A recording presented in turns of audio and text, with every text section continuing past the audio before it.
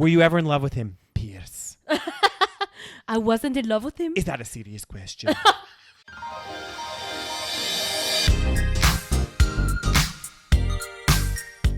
Hi, and welcome to the SaVeg podcast. I'm Rose, also known as Cheap Lazy Vegan on YouTube. And I'm Daniel, one of your favorite guest stars on Cheap Lazy Vegan's YouTube channel.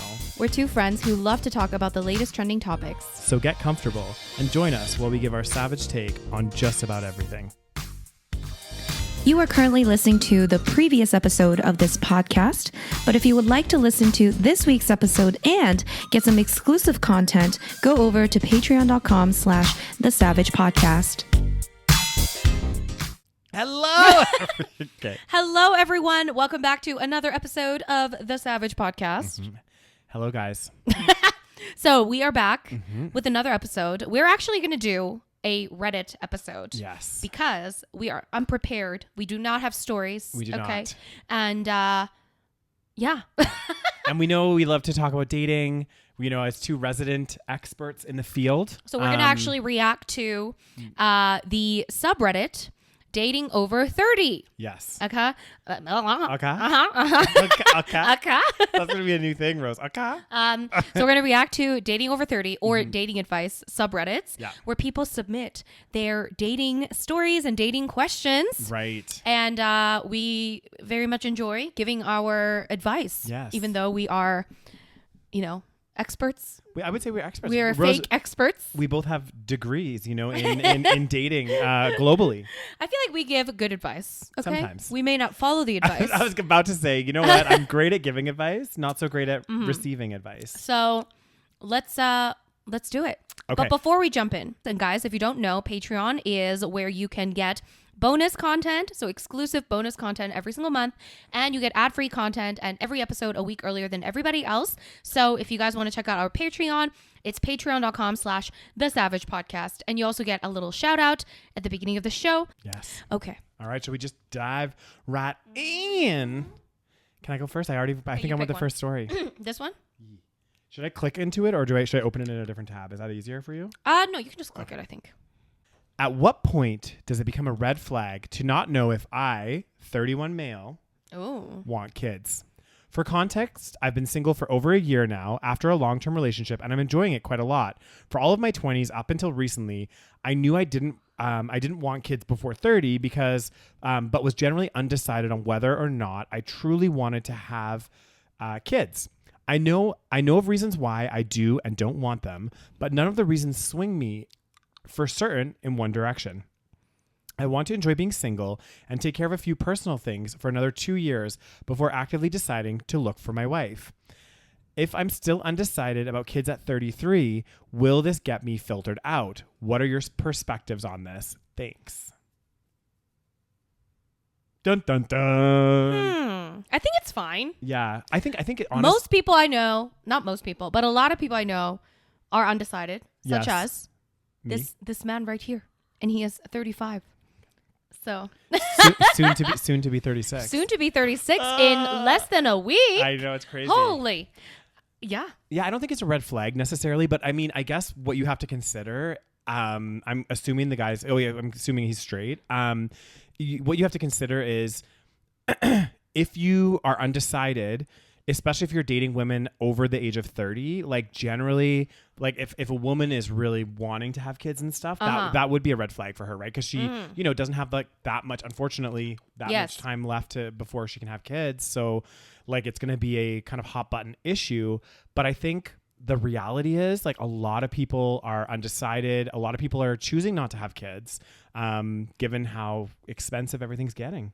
Well, I don't think that's the only reason. I know. But I know it's not the only reason. Also, like, I don't know, like part of the reason I'm on the fence is I always thought I wanted to be a parent, but like as I've gotten older, I'm like, I actually really enjoy my life. You know, like I like that I'm able to do. Definitely not just financial. Exactly. It's not just the financial element of it. Like you kind of, I know the finances is a thing, but you kind of, I feel like work it out when it happens. But for me, it's more the fact that like, because once you have kids, obviously it changes your life completely forever. Yeah. And, you know, I don't know if I want to have that big change. God damn. So where are you kind of percentage wise? I think I'm leaning towards more not having kids. Oh, God damn. What's the percentage? Like probably, 60%, 75%? I would say probably like 65%. God damn, Daniels. Yeah.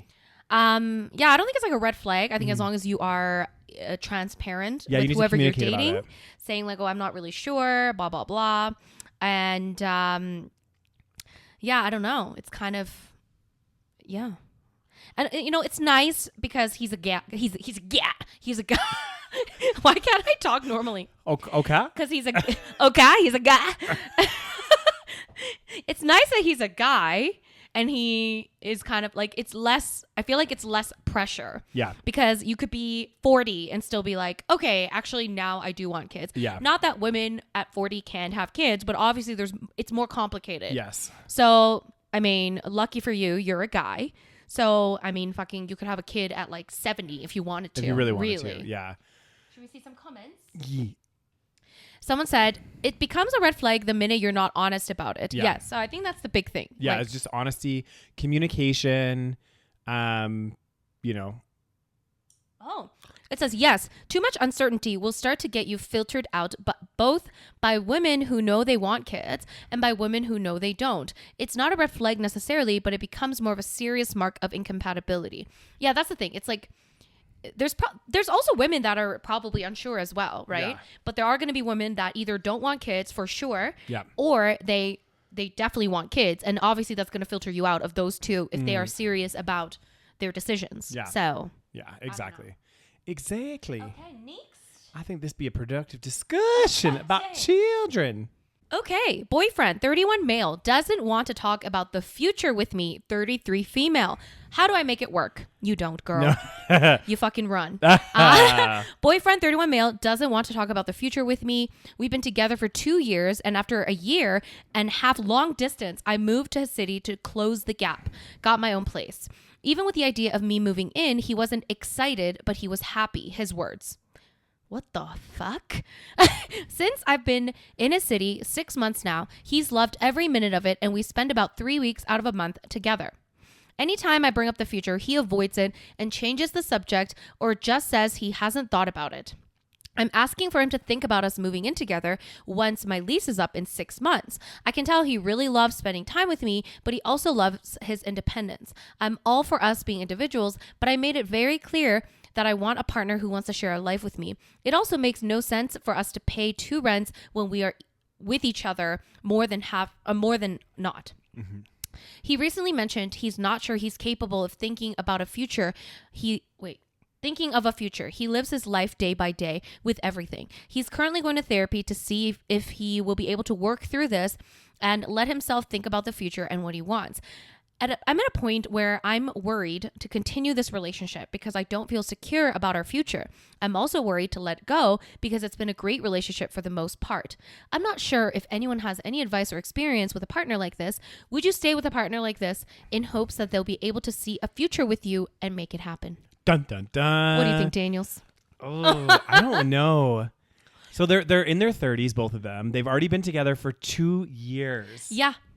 Like, it's not like they just started dating. It's not like a month in and she's like, oh, he doesn't know about the future. It's like, if he doesn't know by now, it's a sign. It's a red flag. It's definitely a red flag because I think the fact that he is like, and even some of the comments, like how he's like, he wasn't excited about her moving, but he was happy. In his words? Yeah. What the actual hell does that even mean? That sounds like he is definitely not telling the full truth. Something is weird is going on because he's like, oh, I live my life day to day. I can't even think about the future. I'm like, he definitely doesn't see her in his future. I think that's what the problem is. That's what the problem is. I think that the thing is, if I had to guess, and I don't know this man, but first of all, he's not 20. He's 31 years old. He's 31 years old and she's 33. Exactly. We're not getting any younger, folks. Exactly. And I think from what I'm reading and hearing in this, it's more he's unsure about her for the future and he's not sure how to broach that gap and that's why he's like, oh, maybe if I talk this out, maybe I'll like her more and I'll be able to see a future with her or whatever. But it seems fucking shady.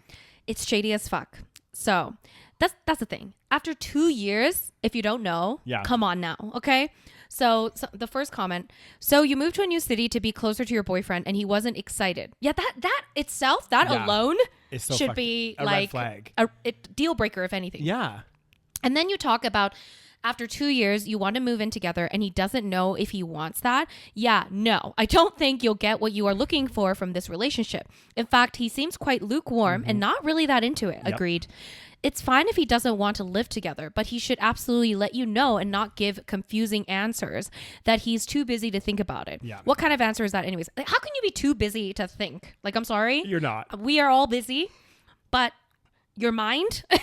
At the end of the day, me. On the commute to work, at the gym, whatever you're doing. You're taking your mind, a shit. Yeah, your mind's thinking. You're not fucking not thinking about things. And if you're not, that's also a red flag. Yeah. And then this person said, to answer your last question, no, I would not stay in a relationship where my partner after 2 years, again, we're not talking 2 months, we're talking 2 years. That's the biggest thing for me. It would be different if this was a 1 month discussion. It's like, yeah, you're still feeling each other out. You're still seeing what's happening. But after 2 years of being together, he's still not even sure if he wants to move in with you. I know. Like, it says, after 2 years, doesn't want to know if he wants to live together or not. I also prefer, it doesn't know if he wants to live together or not. I also prefer to live my life day by day, but I know well enough that I want to move in with my partner if I had one. Either he is not sure about you, or he's confused in general and really doesn't really want to live together. Either way, I'm afraid you'll be victim with a broken heart. So listen to your gut. Yeah. That's I think that's very well put. Let's see what some other people wrote here. You think it's great. So she's saying about the relationship. You think it's great, but once you're with somebody who eagerly wants a future with you, you'll see how much this was lacking. Exactly. Move on. So we don't know exactly. In her perspective, it's great, but it's kind of like, how can you think it's great when he said he's not excited about you moving to the city that he's in? I know, it's crazy. It's crazy. Like, even your friend, if you're like a good friend and you're moved to the city, they'll be like, oh my God, you're living in the same city now. Sounds like she's just kind of conveniently there. I think that's what it is. Like, someone wrote, this reads like my ex-boyfriend. We were together for 7 years, and being with somebody who doesn't want to go all in for your relationship is terrible. He always loved spending time together, but the moment I would mention the future, he would panic and rant about how people should live day to day, living in the moment. Ending that relationship was the best and hardest thing I ever did. Be with somebody who wants to be with you as much as you want to be with them. Word to live by, guys. What do they always say? When you know, you know. Okay. Let's see. Oh yeah, it's your turn. It's my turn, Rose. You trying to get extra ones in here? No. Losing the spark feeling, but I think it's healthy? ? Hello.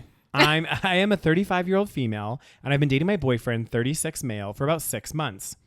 I had a huge crush on him for months before we started dating, and my attraction and our spark started off really strong. I find him very attractive still, but as we began spending more and more time together, I'm definitely feeling my attraction wane.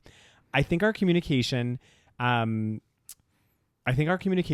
really healthy, and I feel that he is very emotionally mature.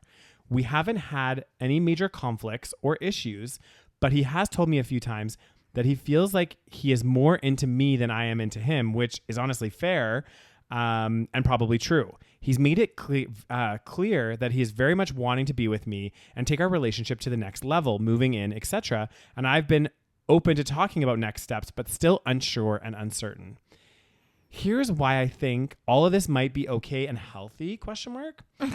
I was with my ex-husband for 15 years. I met him very young and was always very attracted to him and always wanting to impress him / look for validation. It turned out he became abusive, and our divorce and relationship was very traumatic. For years, I really thought my ex was the one for me based on how strongly I felt for him right up until the end. I'm wondering if my body and brain are just needing to adjust to a non-toxic relationship? ? Daniel, you can just not say ? My current boyfriend makes his feelings for me so clear, and he doesn't make me feel like I have to constantly be perfect for him. I've been divorced for 2 years and did 1 year of trauma-specific therapy before dating again. It took me so long to trust my boyfriend, and I want to kick myself sometimes that I can't just relax and enjoy a good thing. But I also want him to continue to feel like I also don't want but I also don't want him to continue to feel like he's more into me than I am into him. Ooh, okay. This is tough because it could be true. It could be very true that she is used to toxic relationships and people follow these toxic patterns, and they think that if things are secure and safe, that for some reason it's like boring. There's no spark, you know, there's no romantic whatever. So that could be true. Especially because like when they come from like those types of really toxic relationships, they start to equate the toxicity with like passion. Exactly. Yeah. Exactly. So, or like if someone's, for example, if she was like really obsessed with her ex-husband, but her ex-husband was like pulling away and not showing interest, that then she feels more attracted to him. And so it's like a toxic pattern. Yeah. At the same time though, there's a definite possibility that you are just not compatible together and you're just not really that into him. Yeah. That's also true. And it's very hard sometimes, especially when you come from that kind of like, you know, toxic background, or if you have all this trauma, you're unsure which one it is. Yeah. And I think probably time will tell. Yeah. I don't know. What do you think, Daniel? I think you're right. I think this one I'm on the fence about, because you're right. There could be two sides to the coin. It could be the trauma response, like you're saying. It could be both. Or it could be that she's actually like, they're not necessarily like him that much. You know what I mean? Like it's exactly. Like, it's a little bit of both. It could be. It could be a bit of both. It could be one or the other. Yeah. And, you know, like, I don't know. It's kind of hard to fully tell if we don't know the full relationship. Exactly. Or the full story. Exactly. But it's hard. I mean, they've been together 6 months. Maybe give it a little bit more time. And if she's... I'm glad you're having a great time, Daniel. I am. No, I'd just be exhausted today, Rose. Is okay. I'll be tired. As hell. Okay, focus on the story. Thank you. But yeah, I don't know. It's this is a tough one. It's also tough because I feel like she doesn't have much dating experience outside from her husband for 15 years. And that this might be like the only other relationship she's had. Yeah. So it's really hard to tell, like, you know, what you actually like in a person, what you want in a person versus, you know, what you don't. And, you know, you can only tell, I feel like, by having a little bit more dating experience. Yeah. I don't know. I wonder why her attraction is waning. Like that's another interesting thing. Like it could be that she is chasing a toxic relationship, but it could be that he's just not that interesting to her. It could be one or the other or both. You want to read some comments? Oh, goddamn. This comment be long as hell, Rose. Should I go into it? I'll read it. Okay. I, 35 female, can 100% relate to this and struggle for years with dating after my last trauma-bonded relationship. I don't know how helpful this is, but what I've learned through my own experience is that the spark or excitement can sometimes be part of vicious dopamine-driven cycle of constantly struggling for approval and validation. Exactly.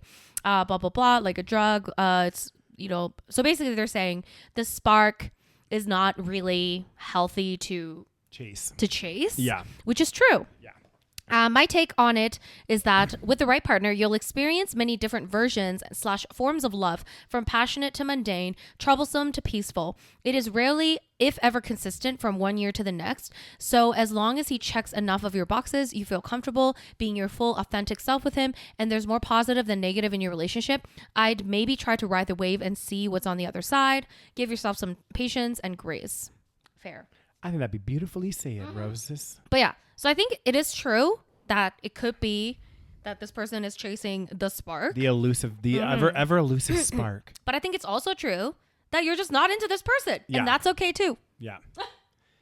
Moving to a bigger city for fresh start? Question mark? Love that, Rose. Let's see here. What the fuck? I, 36 male. Oh, God, I really already don't like this. I, 36 male. I am 36 male and lived in a smaller city my entire life. Single, no kids, work remotely, and can live anywhere in the country. Happy with my career and financially stable. Last winter, my 3-year relationship ended and have put myself out there again. I will not casually hook up. It is not my thing. Had a few dates, but no spark with anyone yet. Remember what we said about the spark? The elusive spark.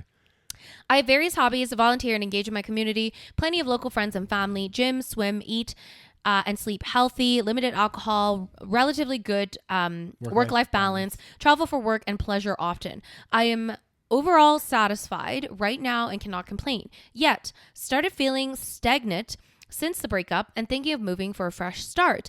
Always wanted to try a big city and will likely choose Philly or Chicago, having visited plenty and enjoy the vibes. But then my sensibility kicks in. I bought my home with a good rate in a desirable growing area, lower cost of living, no car payment, and live below my means. If I moved, then would rent out my place, but otherwise financially smarter to stay. then my itch to move kicks in again. So I would appreciate your thoughts. Should I move to a bigger city for my next chapter? Even if financially it makes more sense to remain. Would you stay or go if you were me? Finding my life partner is not the primary goal for moving away. Personal self-discovery and growth are, but bigger cities do have bigger dating pool as a plus, especially around my age. Figured I would give it a year in a bigger city, and if not for me, then at least I tried and hopefully learned something new. God, this is speaking to my soul, Rose. Goddamn, you'd be 36 as well. Oh, goddamn. So what you think, Daniels? I mean, I think it sounds like you're a pretty logical person. I love how you're talking like they're actually listening to this. I know. So it does sound like you're a pretty logical person. What I would say is, if you're feeling this itch and it's constant, right? Like it's like kind of bothering you. It's like something you want to try. And even you're saying, hey, like, why don't you give it a go for a year? What's a year? You rent your place out for a year. It sounds like with your work, you're able to work anywhere in the country. So like, that's not an issue. You'll have your job. It just means maybe for that year, you won't be able to save as much as previously because you're going to be maybe paying more rent or whatever it might be. Rent your own place out for a year, try it out, see if you like it. And maybe you fall in love, or you fall in love with the city itself and want to stay there. Or maybe you're like, you know what? I actually like my life before in the smaller city, and it will give you a newfound appreciation for the place that you're living currently, if that's what brings you back as well. So that would be my advice, to think about, like, think about that. I agree.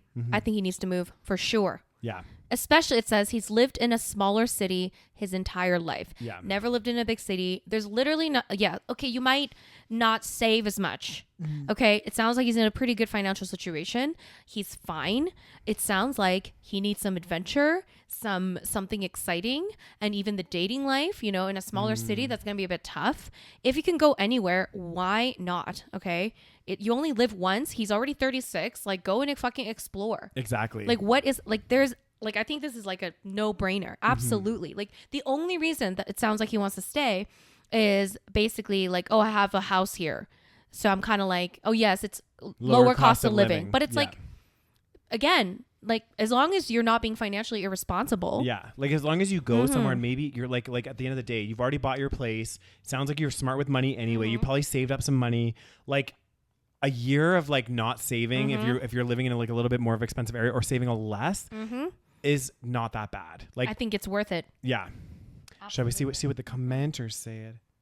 Someone wrote, I did just this. I left my small town to try life in the big city, mainly because of dating, honestly. Finding a life partner is really important to me. It is the best thing I've ever done. I'm still single, but I go on way better dates. Besides, I really enjoy meeting new people, going out and trying new things. I'm truly enjoying my life.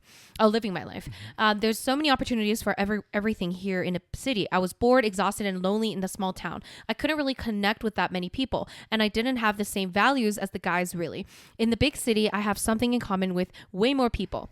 I say go. Leave your comfort zone and try it out. You can always move back if it doesn't work out. Your dating pool will get better. There was always a little voice in me telling me to do it. I wondered if I didn't at least try, would I regret it later in life? The answer was yes, and I couldn't live with that thought. Maybe it can inspire you to ask yourself if you will regret it later in life, that you didn't make that move when you had the chance. Yeah. There you go. Agreed. God damn. Okay, you pick Daniels. God damn, Daniel. Okay. Feels like an attack. How honest are you with your closest friends about their dating choices? Weird one, but curious how others handle these situations. Generally, I'm of the opinion that if I don't like someone's partner, but I like them. But they like them. Oh, but they like them. Sorry. But they like them. I don't really comment. It's not my place unless they're really hurting my friend badly. I have one friend, arguably my best friend of them all, who was the one who did the wrong thing with a new girl he was seeing. I really love and respect this friend. He's an incredible friend, the best I've ever had. The way he cares for and treats his friends is exemplary. But I've noticed he isn't the same / as good in his relationships.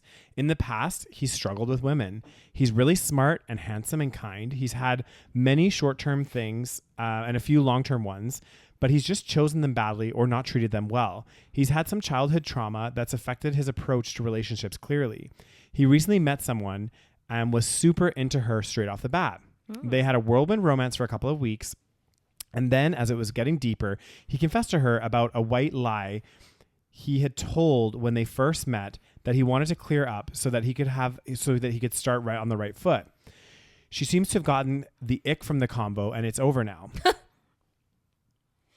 OFC. Of course. Of course. Him telling the white lie was wrong. It was a stupid lie, and he's got work to do to fix the approach to relationships. As his really close friend, I know all the good things about him, and I think he's better than this. But I don't know how honest it's okay to be with your mid-30s friend about the work they need to do on themselves. I have told him that I think he needs to be in therapy like yesterday, but unsure how real I should be with him beyond that about the things I've noticed about him and how well I know him. Do you guys give your friends honest and constructive feedback during dating, or do you avoid it and leave that to their unbiased therapist or strangers on Reddit? Strangers on Reddit. What do you think, Daniels? This be a tough one. Is it really? I say it how it is. Mm-hmm. I believe in harsh truths. Harsh truths. A wise person once told me, I'd rather be kicked with the truth than kissed with a lie. God damn. Be crazy as hell. So, I mean, obviously, the way this person is writing, he's very gentle with his words already. Yeah. So I don't think he's going to be, super harsh to his friend and be like, you're a dick to your, blah, blah, blah. Like, it sounds like he's probably going to give pretty good advice and be like, okay, you're really smart and handsome and everything's great, but there's certain things that you do in your dating that is probably not helpful. But at the same time, if his friend is not confiding in him or asking him for advice, then maybe it's fine to not say it. I don't know. I think there's a fine line to be tread, right?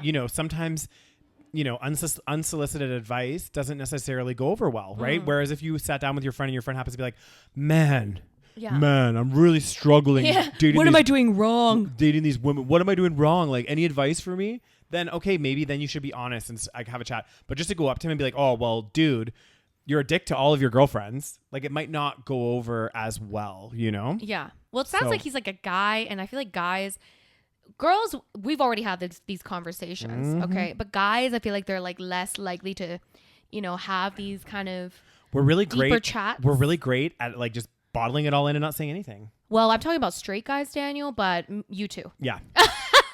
Also some homosexual men in general. I feel like because we're taught at such a young age that showing emotion is wrong for guys, and we should, don't cry and don't do all this shit. And that's kind of ingrained in you.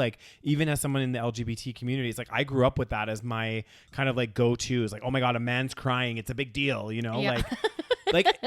We were just never taught to be open about these things. Yeah, exactly. So I think that's why he's probably asking, because he's probably I don't know.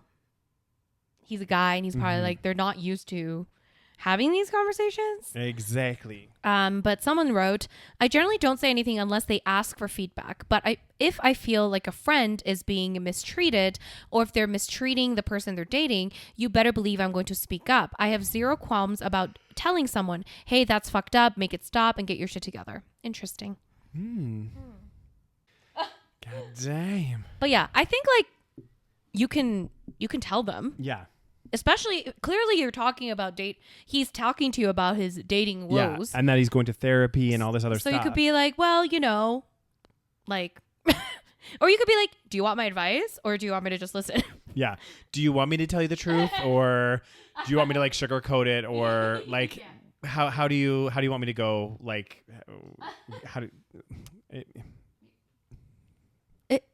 I'm pulling a rose. Okay.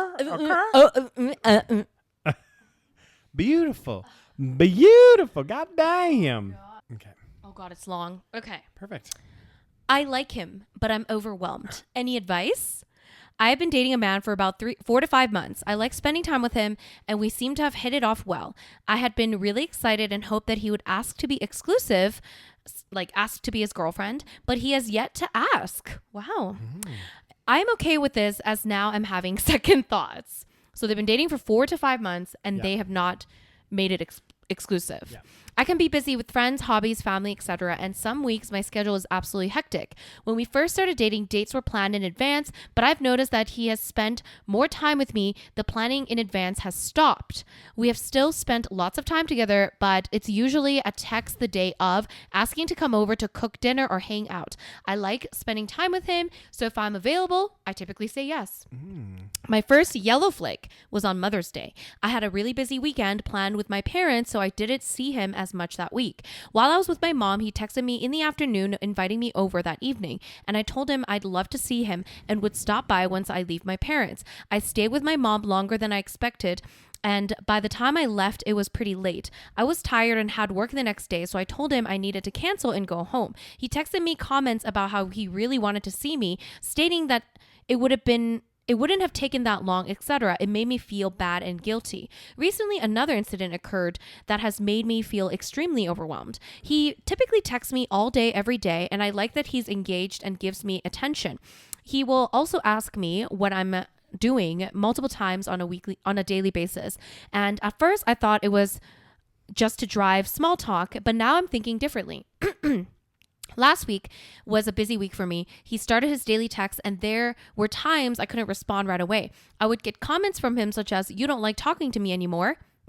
I would apologize and tell him I was busy and couldn't respond right away. One day last week, I wanted to go somewhere on my own. He had been with me before, and when he texted me earlier that day, he asked me what I was doing. I had a hunch that he would want to go with me if I told him my evening plans, which is flattering, and I would want him to come with me again in the future. But that day I wanted to go alone, without him, no friends, family. So I responded to him. I gave him some details, but left out where I was going in the evening. Around 8 p.m. that night, he texted me, inviting me to his place to spend the night. I wasn't checking my phone as frequent, and when I checked it, I saw 3 other texts from him saying, "Or not." And the next one was, "If you don't want to, it's okay." I responded to him apologizing about my late response, told him I was busy at the place I was at, and that's why I couldn't respond right away. We had plans the next evening to cook dinner, so I was going to tell him I was tired and we should just stick to tomorrow's plans. Before I had a chance to respond after apologizing for my late text, he sent a string of texts about how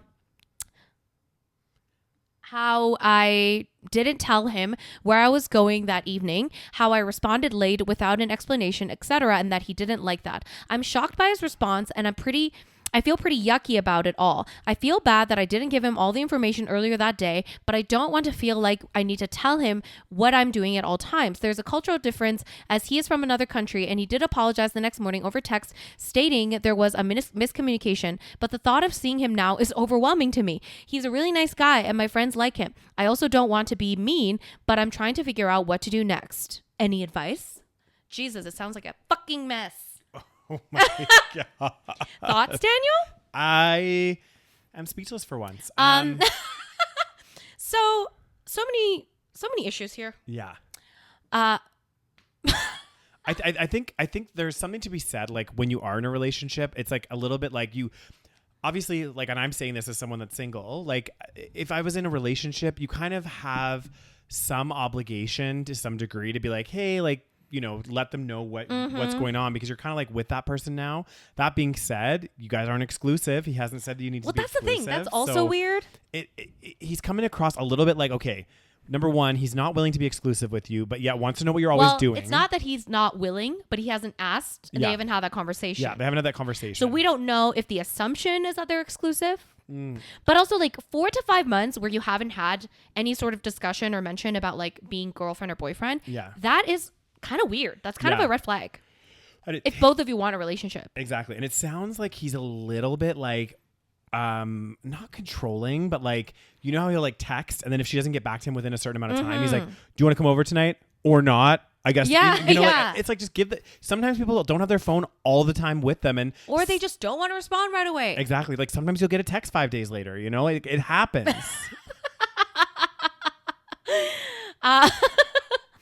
I feel like there is a huge level of miscommunication. Yes. Neither of them are talking about what they expect, what they want. None of them. It sounds like they haven't had any conversation within 4 to 5 months. They haven't had a conversation about what the expectation is in terms of, okay, like, this is how I text. I feel like this is one of the first conversations you should probably be having, because I feel like texting is like quite important.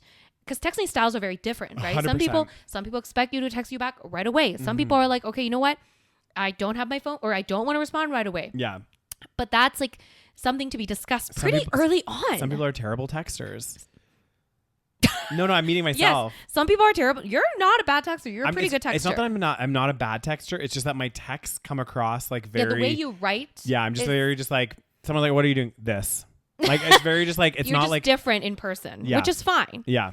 I think that again, like for example, another like negative thing I feel like is that before he was planning these dates in advance, but I've noticed that he's spent more time with me. He's not really planning things in advance. Yeah. Again, this is something maybe you want to have a discussion about. Be like, listen, I prefer because I'm busy. Yeah.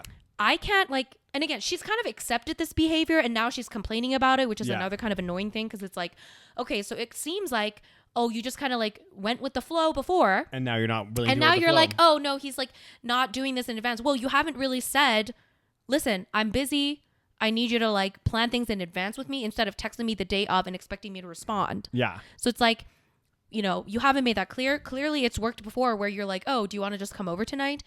And you say yes. So instead of you being like, listen, I can come over tonight, but next time I would appreciate if you told me in advance so I can plan my, because then I can plan my life and schedule. It'd be really great to see you, but I need to know which days I'm seeing you instead of you texting me on Mother's Day and asking me randomly to come over afterwards. Yeah. So, and I think he also needs to calm down and like give people a chance to respond before like blowing someone's phone up. And also like, again, all this comes down to, I feel like with this couple, it's like the like the cheesy saying, but like communication is key. Like talk about these things, talk about what your expectations are. Again, you've not been together for 1 month. You've been together for almost 4 to 5 months, whatever. What does that mean? When did you guys start dating? Is it 4 months? Is it 5 months? She doesn't even know how long they've been dating. Okay. That is a red flag right there. Fuck. Have you been dating for 4 or 5 months? Either way, you know? Yeah. It just sounds like they're just kind of. It seems like they started dating, went well, whatever. And now it seems like they almost just making an effort. Yeah. Because I mean, I'm going to be honest. It sounds like she's allowed him to stop making an effort. Exactly. She just shows up at his place whenever he texts her. You know? And he's just being like, okay, great. This is working. And now it's like, now she's pulling back a little bit. And now he's like, why are you not texting me? Do you not like me anymore? That's what it kind of sounds like. I don't know. 100%. It says, someone wrote, he sounds like he has an anxious attachment style. Have a chat with him about it. If he calms down as time goes on, then okay. But if he continues with the constant checking up on you and controlling behavior, then have a rethink. Interesting. It could be. Yeah. I mean, that probably is the case. If someone's like constantly being like, what are you doing? Why are you not talking to me? Blah, blah, blah. Again, it could be as simple as you saying, oh, listen, I'm busy right now. Yeah. I'll text you later. Don't worry. I'm hanging out with my mom. Great. Like, that's all I'm doing. Exactly. Well, and even this person's like, have a chat with him. Like, just fucking talk about this, guys. Like, sit down and... what was this one say? Someone wrote, you're both over 30 and have been dating for 4 to 5 months, correct? At that point, I'm usually thinking about the next steps for the relationship. Spending more time together. Not every get-together needs to be a date with an activity, maybe even moving in. I'm not saying the guy doesn't sound a bit overbearing, but I think you might need to ask yourself where you see the relationship going from here, if anywhere. Yeah. Yeah, exactly. So it's kind of like, I don't know. Let's see if there's another. I want to see if there's any more. What does this one say? This isn't going to change for the short term. Maybe he'll get more distant in the future, but the controlling, guilt tripping aspect will remain the same. You say you like him, and this is a part of him, so you like this aspect of it? Question mark. If you really want to salvage things, you need to tell him you feel suffocated. I would imagine that this is going to go over very poorly, though. Realistically, I think that this is a very poor match for you. I will say on this though. The part about Mother's Day, that your feelings of bad and guilt are your own to deal with. He's allowed to be disappointed that you couldn't make it over, and I don't think you can blame him for expressing that or suggesting other ideas of how to make it work. That doesn't absolve him from the compatibility issue, but I don't think putting this on him is fair. Yeah. So it takes two to tango. It takes 2 to tango. Communication's key. He needs to talk about it. You need to talk about it. Y'all need to talk about it. Yeah. Y'all need to get your shit together. God damn. Yeah, I think the best thing is like talking about it and being like, okay, this is too much. Yeah. I can't deal. You need to let me live. And also, we're not even exclusive. So fuck you. Exactly. Mm-hmm. Matchmaking services. Why do they get such a bad rep? Do they? Continue. I haven't seen a new thread about them come up in a while, but I did a search and found that no one really had any great experiences. In theory, it sounds like a good idea for people who hate swiping and matching. Why aren't we hearing more success stories? I do well enough with the apps as I go on plenty of dates, but I haven't quite found what I'm looking for, which is something serious. I love the idea of having somebody help with the vetoing process so I can just show up to my dates knowing the other person is taking it seriously. Why isn't this more common? Please share your experiences, good or bad, or your thoughts. So what do you think? Why do you think matchmaking services in particular get such a bad rep? Well, I don't know if they get a bad rep. Do they get a bad rep? Or maybe I feel like dating apps get more of a bad rep. They do. I think what she's meaning is like, or this person. Why people don't use them? Yeah. Why are they not so actively Because it used? probably is very expensive, and there's dating apps are free. Yeah. Yes, you can pay extra, but they're free. So of course, the majority of people are going to use dating apps because it's free. And if less people are using matchmaking, because you need a lot of people using the matchmaking services to be matchmaking. Exactly. Yeah. So if you don't have a huge amount of people using the matchmaking service, then there's no point of me paying for a matchmaking service if I know that there's nobody that's using the matchmaking service. It's kind of like a cycle. Self-fulfilling prophecy. It's like you need a lot of people. Yeah. For matchmaking services to work. I don't think they're necessarily a bad rep. It's just like, it's a little bit outdated, I guess. It's not as popular. Yeah. Dating apps are free and they're easier to use. There's less of a barrier. So many people are on them, even though people complain. It's still the easiest thing to use. And I mean, we've all watched Indian Matchmaker, right? Like, I mean, 0% success rate. I know. I like how she's like, I am the most, what does she say? Like the most successful matchmaker in India. And then it's like 0% success rate. So I don't know. Would you use a matchmaking service, Daniel? I think you have the right idea there. Yeah. Like Rose, in terms of like, I agree with you that part of the problem is like, I would use it. I think it's actually, the concept of it is a good idea to kind of like meet with somebody, talk about your dating preferences, talk about really get in depth about what you're looking for, and knowing that they've done that with somebody else to vet them at least. Because then you know, like when you're going on this date, even if it might not be the right person, and maybe you aren't as compatible, they've already had that level of like checks and balances, so that you know you're not just showing up and it could be some fucking like crazy psychopath. Like there's almost like a more of a barrier. Right. But I think the problem is, you're right, is like not enough people are using it. So if I went to go use a matchmaker, maybe there's only like 2 other people using it. Yeah. And also, obviously matchmakers want to make money, right? Like that, they're in a business, so they're going to want to try to keep you using their services. So they're going to try to match you with people, right? So, yeah, I don't know. Yeah, see, exactly. So somebody wrote, they don't work because there's not enough people using each service, so there is no matchmaking happening. All they do is take the women who sign up and set them up with the men who sign up. There's no filtering except for some very basic parameters. Yeah. You're just paying a lot of money to go on dates with other people who paid a lot of money. Yes, this is exactly it. Mm-hmm. Like, you're just going to get set up with whoever decided to pay for it. Exactly. So good luck. Well, we all saw, I mean, I don't know if you guys watched the, not that this is equating to matchmaking at all, but we all saw the Ashley Madison documentary where they're talking about how, you know, for their like user base, like their base is primarily men going to the site. And they're like, yeah, you know, we have such a high female count on here. And really it was like chat bots and all this stuff. So people were paying a lot of money to talk to like fake people. Exactly. So how do you also know? Like, I don't know how these things work. Like, I guess you would always, you'd have to pay probably a lot to join the service. Like, you don't just pay once you get matched. You have to pay, I think, to even use the service to begin with. Yeah. So there's no guarantee that you're going to meet someone. You don't know exactly how many people are already signed up. And of course, these companies are companies, or these people are making money. Mm-hmm. So they're not going to be like, oh, actually, we only have like 10 men that joined and they're like 45 and, you know, none of them like would be not in your demographic. Yeah. They're not going to tell you that. No, of course not. So you're going to end up paying. You don't know exactly what you're getting. I feel like that's probably what it is. Exactly. And I think that is it. That is exactly what it is. Like,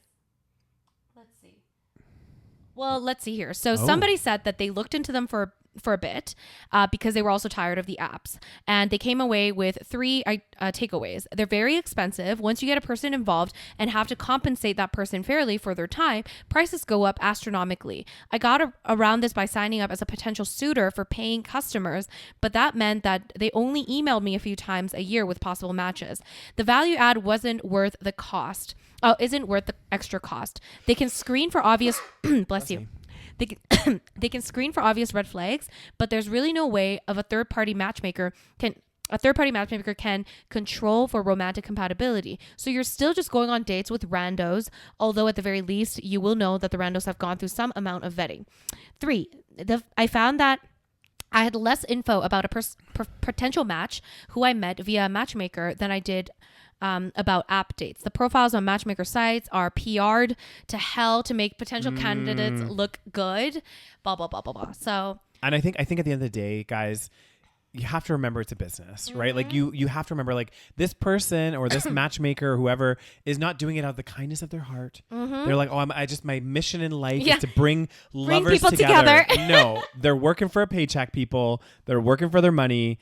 And like you said, they're not gonna tell you, like, if you went to join, and they're not gonna say, oh, there's not too many men in this row, so maybe like you shouldn't sign up or whatever. They'd be like, no, of course. Oh, we can find some great suitors for you. You just got to pay this $4,000 fee, and we'll get you set up, no problem. Yeah. The fact is that a matchmaking service is dependent, like the product is the people that are joining. Yeah. So that's so difficult to sell. You have to have enough members in it for the product to even work. Yeah. But in order to make the product work, you have to have people join. So it's like, yeah, but I can see why, even just as someone that uses the dating apps, it's like, I can see why people are getting frustrated because yeah, for sure. Yeah. I'm finding, even for myself though, it's not just the repetitiveness and like the unfamiliarity of it, the kind of like cold nature of it a little bit, but also as with everything in life or with social media and everything else out there, the ads are integrating into there now. And it's like you're bombarded with ads now.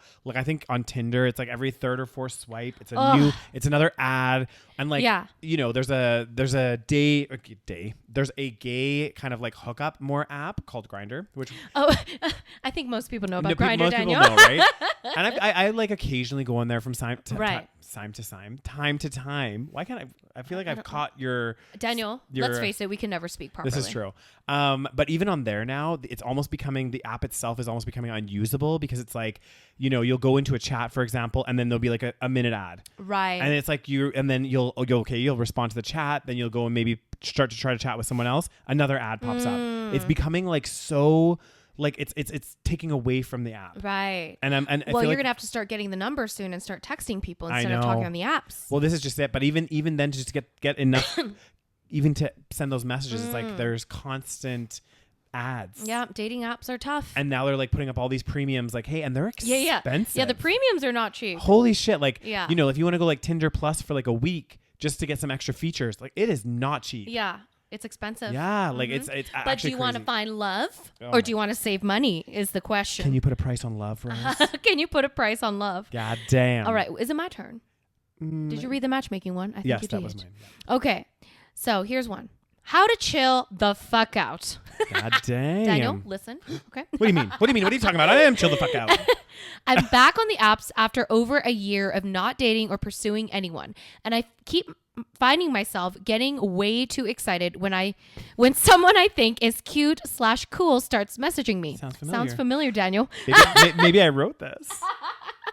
I start responding to questions with entire essays. Actually, that doesn't sound... No. Actually, maybe. Or I spend a lot of time trying to craft the perfect jokey response.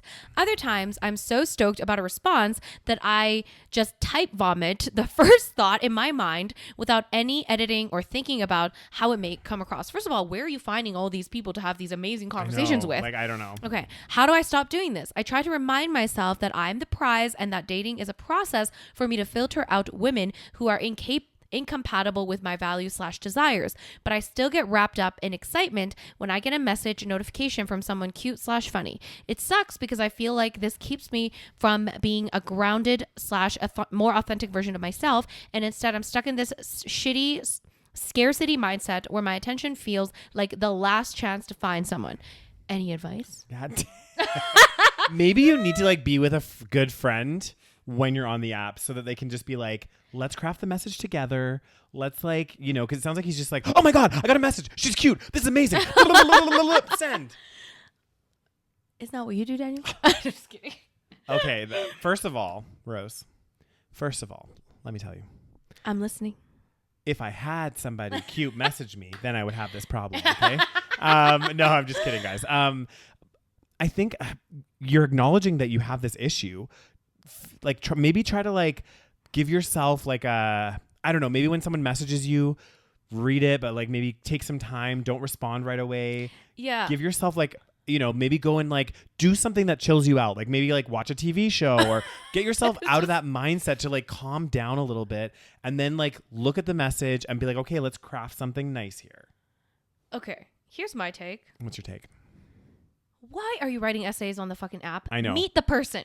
Mm-hmm. Okay. My take is chat for a little bit. And again, yeah, you're right. This person is understanding that this is their issue. Mm-hmm. So I don't know. You're on an app that you have the ability to put down the phone. Yes. Or you have the ability to like, you know, just take a step back before sending a message. You could be like, oh shit, like maybe I shouldn't write this entire essay after this person asked me, how's your day? Yeah. You know? I know. So, I'm picturing these like writing this huge. Yeah. It's like a little different if you're, you know, in person Yeah. and you have word vomit.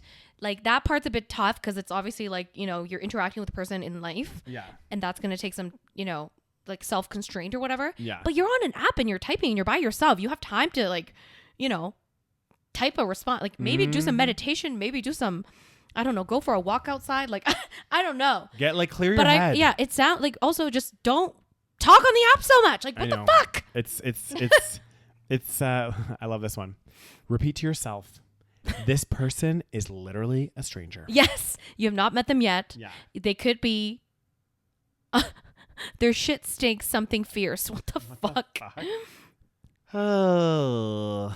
I don't like this one, Me but neither. you can read it. If you're the enthusiastic type who writes essays, you'll find somebody who likes your tower of text. Just be yourself. Someone's been drinking that delusional water. No, I'm just kidding.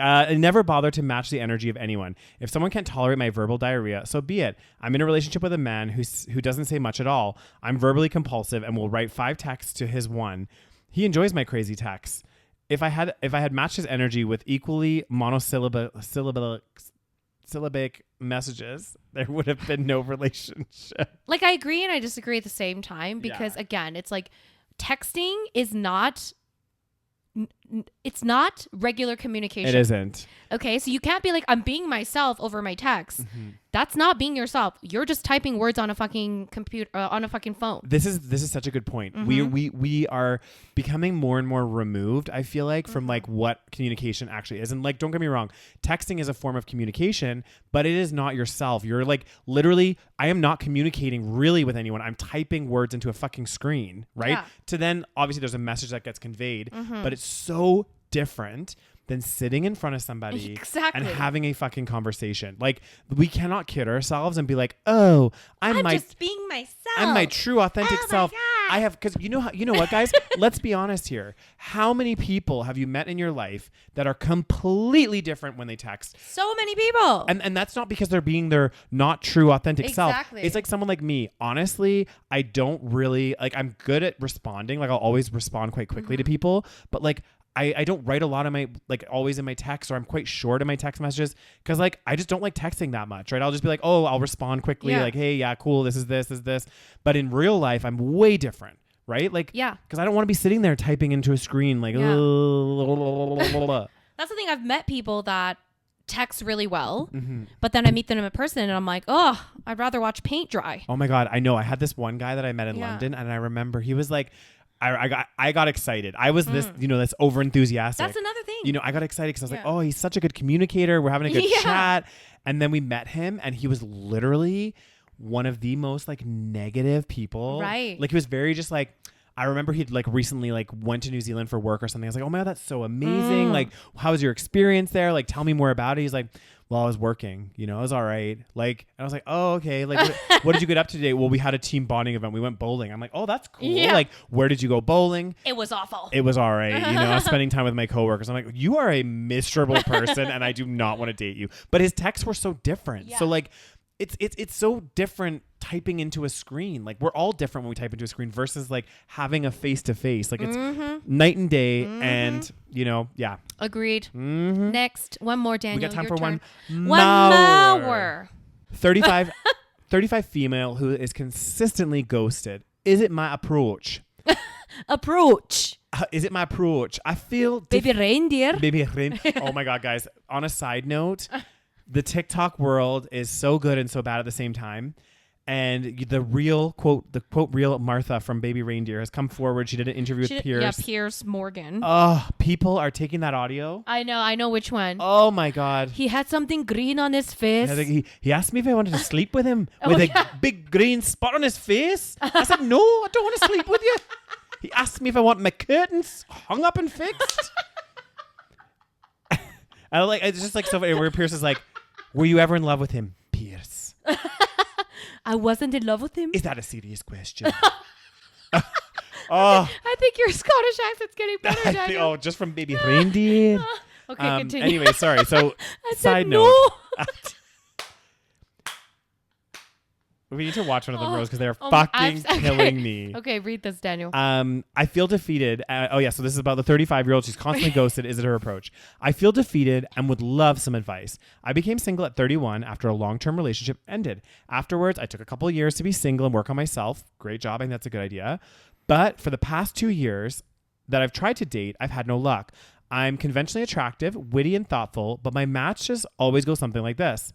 Match with interesting and attractive guy. Guy texts me for weeks on end. Ugh. I suggest meeting up. They dodge the question, or they make plans and bail. Then they ghost me. Then I found out that said guy's in a new relationship, and I wonder why I wasn't good enough. I don't feel it's something I say. I'm engaging. I keep them laughing, but I keep falling into this pen pal role. It's really disheartening. The older and more single I get, any advice would be helpful. Okay, here's my advice. Stop texting for weeks on end. Yeah, don't text for weeks on end. Daniel, you love doing this. I do not, I'm Rose. calling you out right now. Rose? You do this. Rose? Daniel. Is that a serious question? It's a serious answer. That's a serious question. Here's the thing. If the guy has not asked you out after, like, I would say max 2 weeks, and you are just texting, especially, okay, if you're texting a lot, I would say max 1 week. Yeah. But if you're texting seldomly, max 2 weeks. If he hasn't suggested meeting up yet, then cut your losses, unmatch, move on. Yeah. Okay? It's not ghosting when they haven't met. I'm sorry. It's not ghosting. If you haven't met yet, they just unmatched. It's not ghosting. We need to look up the definition of ghosting because I feel like it is still kind of ghosting. It's not ghosting. You haven't met yet. This is an imaginary person in your head, as far as I know. Do you want to pull up a definition on your phone, Rose? I would like to see the definition of ghosting, because I feel like if you're chatting with somebody online and then all of a sudden they just disappear, it's still kind of a ghost. No, Daniel, it's not. This person does not owe you anything. It's at least semi-ghosting. I know they don't owe you anything, but it's like a waste of your fucking time when you're texting with them. They're being all like friendly and flirty on the text, and then they just fucking disappear. The practice of ending a personal relationship with someone by suddenly and without explanation withdrawing from all communication. Interesting. Personal relationship. Well, I would argue that I don't have a personal relationship with a man that's living on my phone. Okay. Anyway, agree to disagree on that one. Obviously, I don't think it's like nice, but if you haven't met them, it's like I don't know. Like, I don't think it's really texting. Yeah. Anyway, I mean, it's ghosting. Yeah. So. Well, some people agree with you, Rose. Why are you texting for weeks on end? Yes. Dates should be organized within a few days. Otherwise, you risk wasting energy on a person with you have no chemistry in person. And that's actually a really good point because, again, like I just said, texting communication is so different. App communication is so different. You need to meet these people in person. Yes. Yes, Rose, I know I'm better at giving advice than taking it. But like you have to meet them in person because people are so different in person, and you might be really into them or not. And also, it's like, why would you want to be with someone that can't even ask you out on a date? I know. So it's like, it's not even worth it at this point. It ain't worth your time. So yeah, it's not like she's doing any. The thing that she's doing wrong is talking to these people for way too long, and just continuing on. Like, I know that it sucks. Like, I get it that, like, you know, you're fine, because I get it, right? You're like swiping, and it's so hard to even find someone to have a, you know, even a decent conversation with. So you probably get excited when you talk to someone, so you don't want to let it go. Yeah. Because, like, you think, oh, like, there's not going to be anybody else. So you keep texting and texting and texting, and they're not asking you out. I say, cut your losses. Cut your fucking losses. Move on. Yeah, that's what everyone's saying, Rose. Like, everyone's saying. So, sounds like I'm right once again. Yeah. Wonderful. And on that positive note, guys, we ended this week's edition of Dating Stories. Dating Advice. Dating Advice. Hope you enjoyed our advice. Hope you learned something. Felt some personal attacks in this one, guys. I'm going to go have a little cry in a minute. But yeah, anyway, thank you so much for tuning in. As always, don't forget to give this video a thumbs up or show us some love in the comment section below as well if you're watching on YouTube. Also, guys, on whatever podcast platform you're listening to us on, hit that follow button. Then you get updated as soon as episodes go live. And what else, Rose? Make sure you check us out on Patreon. It's patreon.com/the SaVeg podcast. You get ad-free content every episode a week earlier, and you get bonus episodes every single month. So make sure you check it out. Patreon.com/the SaVeg podcast. And let us know if you enjoy these dating advice episodes, because we love doing them. They're really fun. And of course, this is, you know, our professional advice that we offer for free. Yeah, so You're exactly. welcome. You are welcome. We didn't even charge a fee for it, Rose. Exactly. God damn, we should be dating consultants. Or maybe start a matchmaking business. Well, apparently so. Anyway, guys, thank you so much for listening, and we'll talk to you guys next week. Bye. Bye.